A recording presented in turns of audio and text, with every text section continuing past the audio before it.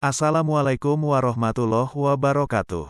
Bapak dan Ibu serta siswa, perkenalkan saya, Cecep Supriyatna, Guru SMA Dharma Karya Jakarta. Izinkan saya mempresentasikan penyebaran informasi tentang mengapa kurikulum perlu berubah.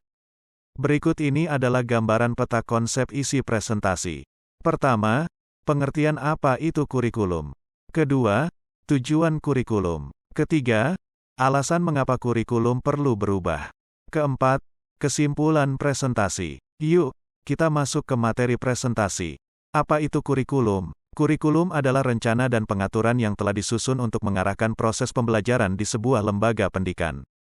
Kurikulum mencakup berbagai elemen, seperti tujuan dan tujuan pendidikan, struktur dan urutan pembelajaran, materi pelajaran, metode pengajaran dan penilaian, serta sumber daya yang digunakan dalam proses pembelajaran.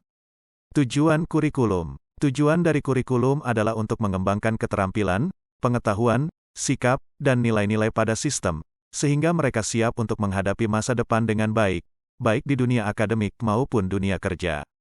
Alasan mengapa kurikulum perlu berubah.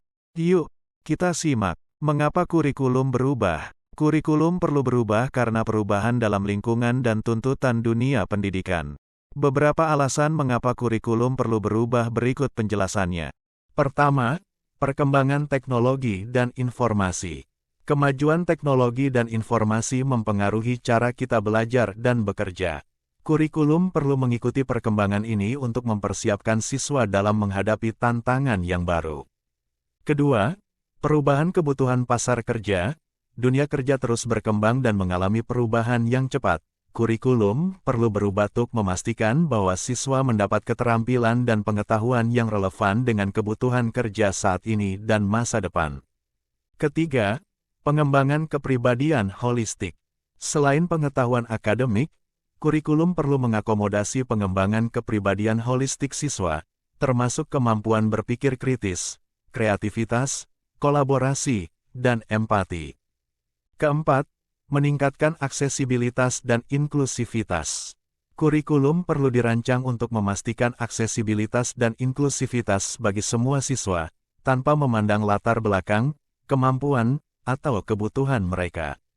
Kelima, memperbaiki sistem evaluasi. Kurikulum perlu memperbaiki sistem evaluasi yang lebih holistik dan berfokus pada pemahaman dan penerapan pengetahuan, bukan hanya mengedepankan hafalan dan tes tertulis. Keenam, perubahan sosial dan lingkungan. Perubahan industri dan lingkungan membawa tantangan dan masalah baru yang perlu diatasi oleh generasi mendatang.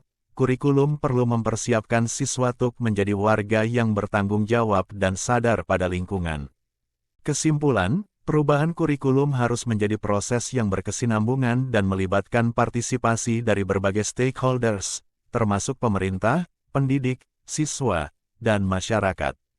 Terima kasih, Anda telah menonton presentasi ini sampai akhir. Semoga bermanfaat dan menginspirasi. Berikan komentar, saran, dan kritik untuk perbaikan karya aksi nyata ini. Semoga kebaikan Bapak dan Ibu dibalas berlipat ganda oleh Allah.